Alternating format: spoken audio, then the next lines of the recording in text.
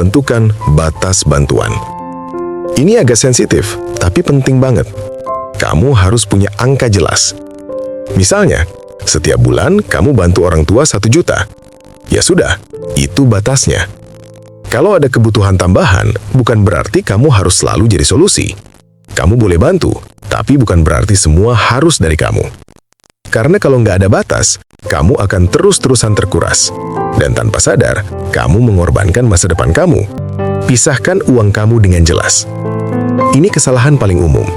Semua uang jadi satu. Nggak jelas mana untuk kebutuhan, mana untuk bantu keluarga, mana untuk masa depan. Akhirnya, campur aduk dan hilang. Makanya kamu butuh sistem. Minimal kamu punya 3 pos. 1. Kebutuhan hidup kamu. 2. Bantuan keluarga. 3. Masa depan, tabungan dan investasi. Kalau bisa dipisah rekening, itu lebih bagus. Karena secara psikologis, kamu jadi lebih disiplin. Dan jujur aja, di awal aku juga ngerasa ribet. Ngatur ini itu, catat pengeluaran, bagi-bagi uang. Tapi setelah dijalanin, justru bikin hidup lebih tenang. Kamu jadi tahu uang kamu kemana, berapa yang kamu kirim ke keluarga, dan apakah kamu masih on track untuk masa depan. Sekarang, lanjut ke hal penting berikutnya.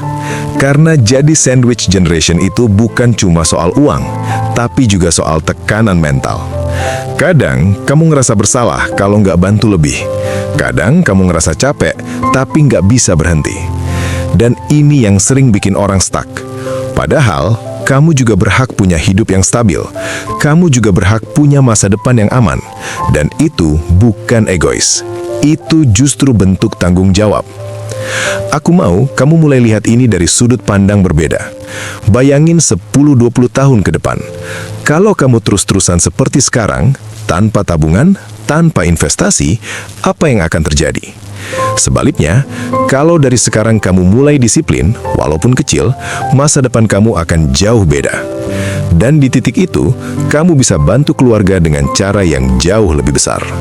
Sekarang, kita masuk ke strategi yang lebih dalam lagi, tentang gimana kamu bisa pelan-pelan keluar dari tekanan finansial ini tanpa harus meninggalkan tanggung jawab kamu. Karena di titik ini, yang kamu butuhin bukan cuma bertahan, tapi mulai pelan-pelan keluar dari situasi ini.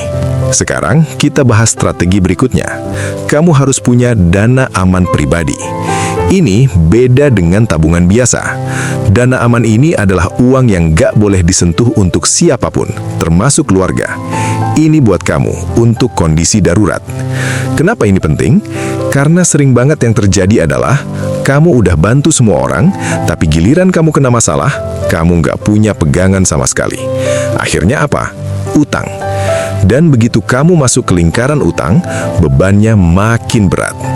Makanya, target pertama kamu bukan investasi dulu, bukan juga langsung mikir aset gede, tapi kumpulin dana aman minimal 3-6 bulan pengeluaran kamu.